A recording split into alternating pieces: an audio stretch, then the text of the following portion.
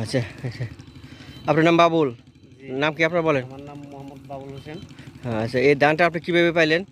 ধানটা আমি অনলাইনে থেকে অর্ডার দিয়ে নিয়েছিলাম। হ্যাঁ অর্ডার নিয়ে 1 কেজি ধান আইনা হ্যাঁ সংগ্রহ করে রোপণ করছি।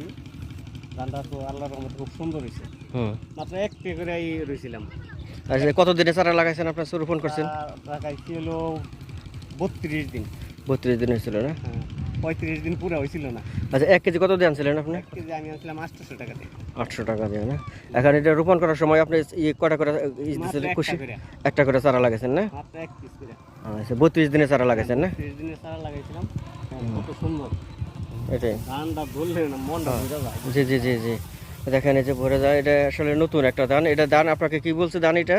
এটা ধান হইলো black rice. Black rice. Black rice বলছে। আচ্ছা, ব্ল্যাক এখন আজ আমার এখান থেকে বাগের অনেকে বললো যে এই ধান এখানে খুশি, তারা নিতে চায়, আপনি দিবেন যদি নিতে চায় হ্যাঁ হ্যাঁ বীজ